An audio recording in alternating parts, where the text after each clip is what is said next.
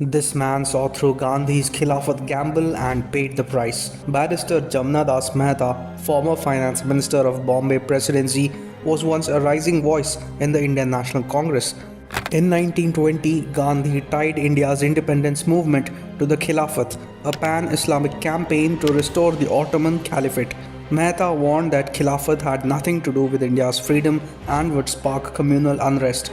In 1921, the Mopla rebellion proved him right when Khilafat supporters massacred over 10,000 Hindus in Malabar, forced thousands to convert, and committed brutal atrocities against women.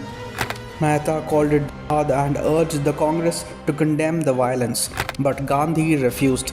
Instead, he praised the Moplas as brave and God-fearing, never speaking for the Hindu victims. For demanding accountability, Mehta was pushed out of the Congress. He chose truth over political compromise, and history chose to forget him. की संस्कृत में बहुत रुचि थी और वो उसमें MA करना चाहते थे, लेकिन पैसों की कमी की वजह से वो संभव नहीं हो पाया। टीचिंग से शुरुआत करते हुए उन्होंने नौकरी करनी शुरू की। बाद वो 1893 में हाई कोर्ट में एडवोकेट बन गए और लॉ प्रैक्टिस करने लगे। उन्होंने अपनी वकालत की स्किल्स इस्तेमाल करते हुए ब्रिटिश सरकार को भारत की कोर्ट्स में देवनागरी अपनाने के लिए भी मना लिया। ये उस समय भारत के लिए में गांधी जी की नॉन कोऑपरेशन मूवमेंट से 170 प्रोटेस्टर्स गिरफ्तार हुए थे, जिन्हें फांसी लगने वाली थी। मालवीय जी ने उन्हें बचाने का जिम्मा अपने सर लिया और 1923 में ट्रायल के दौरान कोर्ट को 151 लोगों को बाइज्जत बरी करने के लिए मना लिया। मालवीय जी वकालत के साथ साथ एजुकेशन के क्षेत्र में भी लगातार काम करने के बाद उन्होंने शिक्षा की ओर अपना ध्यान केंद्रित